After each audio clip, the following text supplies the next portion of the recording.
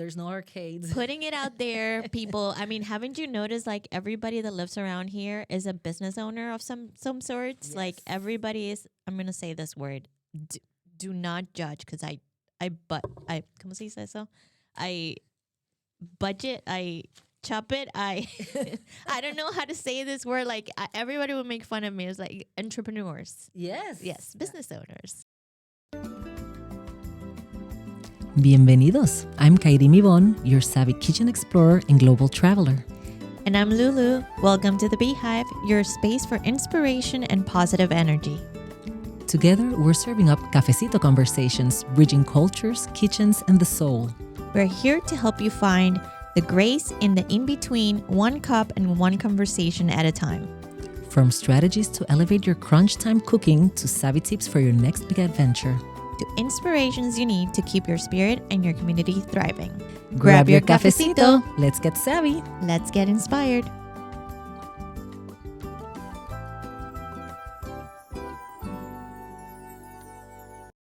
Episode 2, The Art of the Pivot. Lulu, are you a fan of the sitcom Friends? Of course. Who didn't watch Friends back in the day? I know. I think worldwide, everybody watched Friends. I think still today. I loved it. I love Friends. I actually just heard in the news yesterday, they still make almost 20 million a year with the reruns. Wow. No I wonder these know. people don't work. I haven't seen them in so long. You know which is my favorite episode? Which one? There's one of these episodes. It's actually, they have all the bloopers on YouTube. And it's when Ross and Chandler are trying to push a couch up the stairs. And Ross starts yelling, pivot, pivot, pivot. Pivot! Yes. Pivot! Pivot! Oh, isn't that part of life? I know. I feel like I hear that voice in my head, I think, every single day. I mean, today our topic today is the art of the pivot. You know, sudden changes that happen in life. And we have some really nice stories written in our script. But, just so you guys know, we are not the savviest techie ladies sitting right here. What are you talking about? We are super savvy. We just had we had to pivot today. Yes. Because we got confronted with challenges, and that's what happened in life. And you have to just turn it around and figure it out. So, like you guys, we're just along here for the ride. We are all learning step by step. Pivoting. So we had to pivot. We had to spend the first hour of our session trying to figure out the computer system, which we didn't quite figure it out. But if you can hear us now, that means we're recording, and that's all that counts. When you got to do it, you got to do it. You can't think about it. You just have to roll with it. Pivot. Pivot. Now it's not going to get out of my head right now. I know, but that's why I'm so happy I have my cafecito in my hand, because if not... Yes, ma'am. Here it is. Yeah, we wouldn't make it the rest of the day. But that's why I love my coffee. We could be sitting here stressing out, and it will bring me calm and peace. And I could be sitting in Austria with my grandpa, like we mentioned in our first pilot episode, and just enjoying a nice cappuccino on an Austrian cafe. And I could be in Puerto Rico with my parents or with friends, just having coffee, or here with you. And, thank you, coffee, for grounding us, letting us be here to express ourselves, the good, the bad, the ugly, and to learn from each other in conversation. Yeah, it's like a bridge, the ultimate bridge. Whether if it's like a tiny little coffee or a mug that you have, it tells you that we're here. I'm here with you, and we take each other, and we just have to slow down, and, that's enough. And, we have to hear each other and heal one another too. Exactly. One cafecito at a time. One cafecito at a time. Let's talk about emotional courage, this thing about pivot. Why do you think we resist the shift, and how do we find peace when our couch is stuck on the stairs? What is the biggest pivot in your life, Kairym? Biggest pivot. You know what? I was the queen of pivoting. You were? Yes, since What I'm. do you, what, what do you mean you were? Oh yeah, first I was a ballet dancer for 17 years. So pivot turn was in our every routine in every class. But I used to be a gypsy at heart. And after I went to college at 17, I packed my suitcase and I never unpacked it until I was 27 or almost 28 that I got married. Wow. Yes, I've been all over the place, and I really enjoyed being able to be in different places and redo my personality, or how do I say it? I just really enjoyed starting from scratch every single time I moved to a different place. So at 17, I went to college in Boston, in the suburbs of Boston, in Endicott College in Beverly, Massachusetts. Shout out Endicott.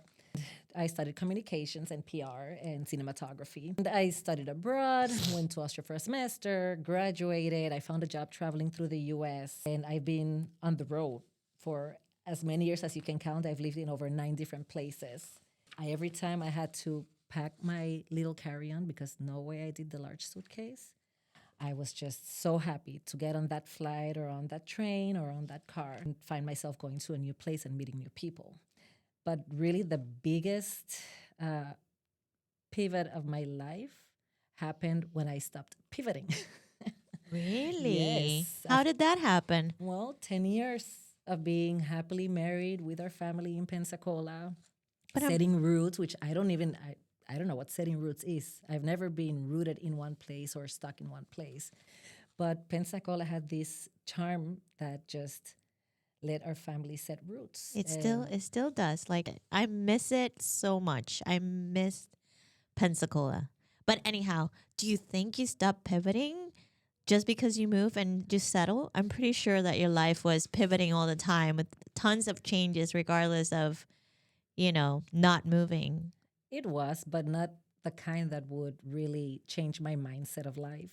You know, you're a parent, you go day by day, you're not even thinking of all the 1,000 pivots that happen in a day. The biggest pivot was having to kind of wake up one morning and have to dig out those roots and move to a new place, which is where we're at right now.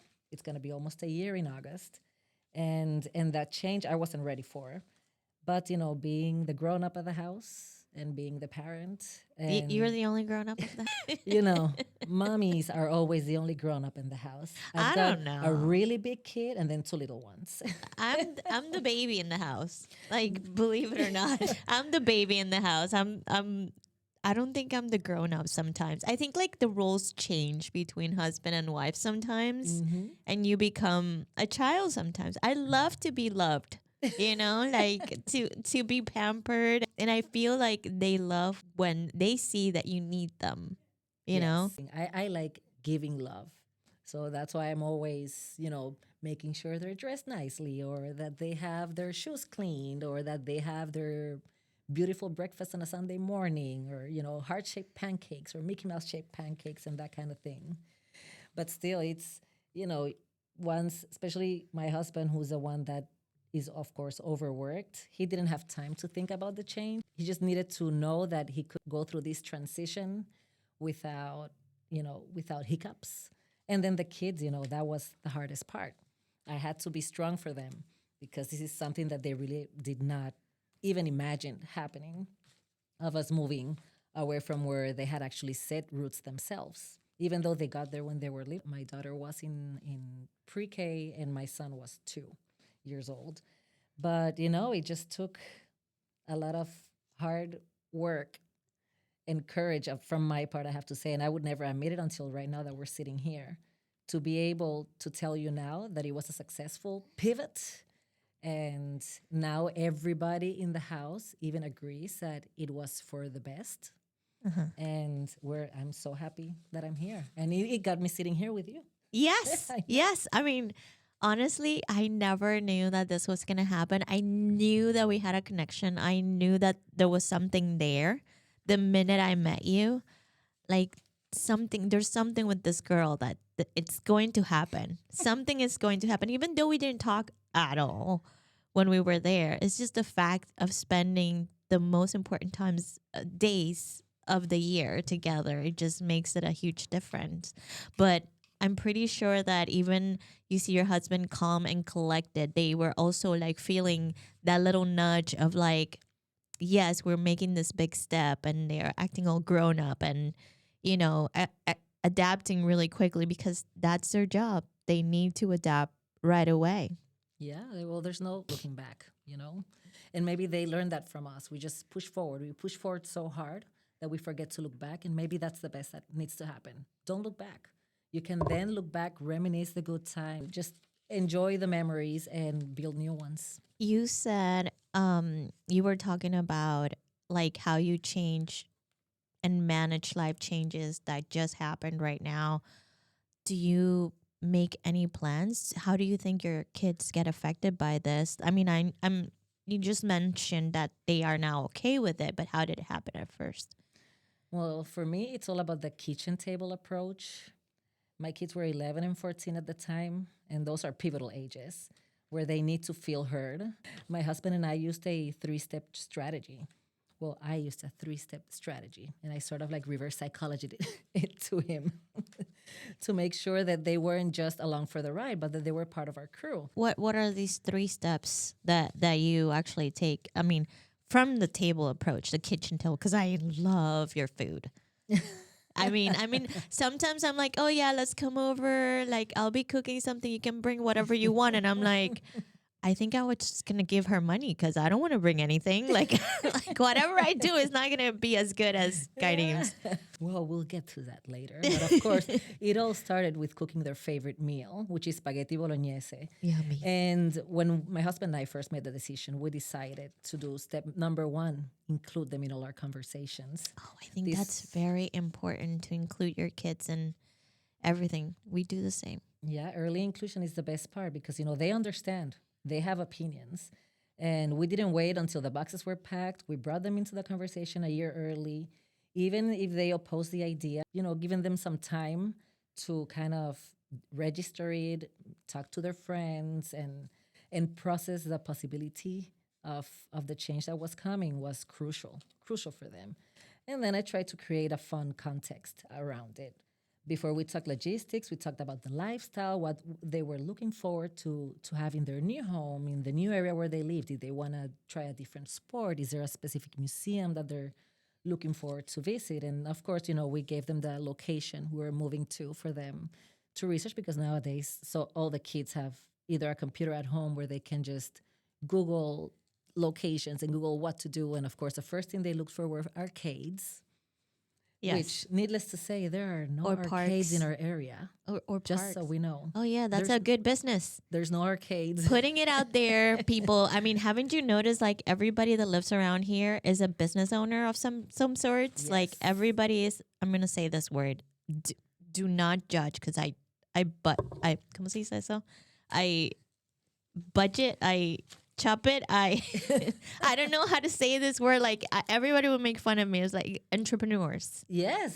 Business owners, Correctly said. Yeah. So you mentioned those 3 things. So early inclusion from the first, creating fun context, letting them know, what are the things that they can do. And then real agency, basically what's around us that they can do. In real agencies, more with every house hunting trip we took down here, even though if it was a 24-hour trip from Pensacola with our Spirit Airlines flight that no longer exists. Blessed Spirit. Oh, that was a great flight, Pensacola, Orlando. And here we always brought them with us. We tried not to skip school or anything, but they came, they saw the houses, they had opinions, and it was interesting because they started even asking our realtor for questions. That's great. They became these little, brainiacs when it comes to house hunting, and they even asked for square footage and the land size and how about the HOA rules and those kind of things because they were very specific with what they wanted. Amongst that, they got to pick their bedrooms, and we went try to find the best pizza in town and just including them, made them feel comfortable in this new area. That leads me to the question to you. So you think you're that kind of mom that gives your kids choices to make? Does that mean that they choose the destination that they want to go to? To be honest, I am not that kind of mom. Sorry. There's a difference between giving them choices to choose from and making them think that they're given the choices. I think that there are certain things in their lives that demand being chosen for them because they don't have the maturity to choose for themselves. No. Like, what's for dinner? Yeah, I can, of course, they're going to want pizza every night for dinner Yeah. or burgers or McDonald's or whatever. But, is it really smart of me as a mom? Is it really, ¿cómo se dice? Do you Is like you it, give them options is basically it, for yeah. them to choose because they need to learn how to choose things, right? Well, I don't give them the options. Oh, you don't. I don't. Oh, wow, that's I don't interesting. because as a grown up, as the Uh-huh. one that has to support them and make sure they're healthy and they succeed in life physically Uh-huh. and emotionally, I choose for them because at 12 and 15, they want the pizza and the burger. So you're a dictator. I am a little bit of a so I tell them they know Fridays is pizza Fridays. They get to choose whichever they want. Papa John's, they want. I'd rather go to Per Cocos, which is just down the Oof, street, which is a I locally owned love that. pizzeria. No, I need to make sure they eat healthy at least during the week when everybody has a structure and a routine. We keep things healthy. Of course, I choose. It's a topic for another episode, which is how I manage my meals during the week, especially when everybody's all over the place. But I make sure to stick to the healthier side, more of a European diet mixed with a Hispanic diet and a little bit of diversity, but at the same time, health for me is a number one important thing. So I don't think I don't really give them the option of what they want to eat because, they can barely choose what shirt they're going to wear that day. There has to be a balance. Yeah. Definitely has to be a balance. Yeah, totally. So, what is your philosophy when it comes to that? I'm sometimes I'm a dictator, sometimes I'm a Democrat. Like, I do give them options though. I give them options of like what to choose, what to do. I am all with you with the learning of like letting them know or ahead of time. So I'm always prepping them because my husband's job is different than yours. We get to move every so often whenever they tell us. So it's like we're pivoting like at the moment. It's like, which I love. I love changes. Like I mentioned that in our pilot episode that I love changes. I like to adjust to every challenge or situation. And some people don't like changes. Honestly, yes, I don't like changes when I get used to it. But yes, my boys love to be part of our decision. But there are certain situations where no, you're doing what I'm telling you and that's it. It is what it is. Like there's no other option, especially when it comes to family, when we all have to do something together. If one wants taco, the other one wants a burger, then daddy wants pizza and I want pasta. Like we need to choose a place where like it'll fit the whole family. It is what it is. We go into a vote and we vote together and this is the civilized part of Yeah. our family. But I'm all with you that sometimes you do have to tell your people and your kids what to do or what do you want. I feel like that's one of the main things to have a purpose in life when you know what you want. Well, having a controlled setting, you can give them decisions when it comes to a controlled setting because then when it comes to the point in their lives that there is a big change, that big pivot, if they don't know how to control their mindset with the people that are around them and with themselves, it will hit them hard. Like for example, when my daughter goes to college in a few years, that's gonna be a big change. That's why you But start prepping them like ahead exactly. of time. So I do input the Lulu's Beehive philosophy of focusing on the sweetness of keeping routines. Breakfast in the morning during the week. Now they just, travel on their bikes to school. They take out their own clothes. Like they put their clothes away. They help me with the trash. Like they have like their own habits that we discussed earlier. And I like to make them feel that they're a part of the whole family, not that I'm always telling them what to do. Yeah, well, that structure is what's gonna help them make it through life with less pain or less problems, or less obstacles, Yeah, and even less mental health issues. correct. Because they already have a mindset. They already know how to stick to a plan. And, maybe they don't listen to us. Maybe they detest us every time we have to make a decision for them. But eventually they'll understand and they'll implement it in their lives, maybe in their own ways. But then, when they're out there at a friend's house having a sleepover and they had pizza earlier that day, there is a pizza and a burger and a bowl of rice and beans to choose from. They're gonna know, okay, I had a pizza this morning, or I had a pizza yesterday or today for lunch. Maybe I should go for that bowl of rice and beans. That's my hope, at least, that it just gets tattooed in their brains to make wise choices. That makes them smarter emotionally and mentally. Yeah, I love that. I love the way that you use this type of process, because you bring everybody together. Because what you did there is not just a strategy; it's like an alignment. It creates a space where they shift, and they're not feeling forced, and they feel safe, and they feel like they've been seen. And that is actually how manifestation works when you're pivoting. It's not about controlling every outcome that happens. It's about aligning your mind with what God is already doing for you. And because you have to make that move, you have to make that step and create these thoughts of that you're not living in that old season. You can struggle and also receive a new season at the same time. When you're pivoting, it has to be intentional. You have to speak like it's working. You see yourself in it and thank God for it. In the Bible, in Hebrew 11:1, it says, faith is the realization of what is hoped for, the evidence of things that are not seen. So when you don't see something, that doesn't mean that it's not there, right? So you just have to believe. So you just don't pivot. You pivot with a vision. You pivot with faith. You pivot with knowing that God is already ahead of you. And I leave you with this. Act as if you already praying for and it's already on its way. So stay aligned, trust the shift, and keep creating your honey. It's amazing. Oh, God. Pivoting. I went philosophical in that one, right? We're all my friends, chicas, queridas. Believe me, we have so many fun episodes coming along your way. And we're talking about everything. We're talking about hurricane season, packing for the summer, so many topics to discuss and so many conversations to have. And eventually, hopefully, we'll have a few guests tagging along to inspire us or maybe teach us a few things about life and how to enjoy our coffee. That's right. And one sip at a time. We have to feel intentional, and we can't do this alone. We can't navigate this limbo land alone. We have to do it together. Exactly. One coffee at a time. One coffee at a time. And eventually we'll do a mimosa once in a while, okay? Ooh, don't worry. We got the mimosa coming at some point. I'm ready. I can drink. It's about time. It's past noon. Yeah. It's noon somewhere. Well, don't forget to like our podcast, subscribe. And if you want to learn more about us, follow us in our social media. You can find me in Instagram at From My Kitchen to the World LLC.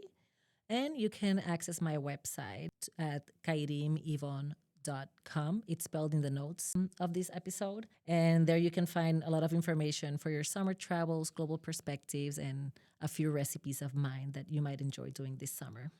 And if you want to hear or listen or save on Instagram some positive mindset shift that help you encourage your life, you just have to follow me on Instagram at lulus.beehive. And I can't wait for you to follow me and, help me grow my my crowd and make my beehive bigger. Finding the grace in the in-between, where the order meets the flow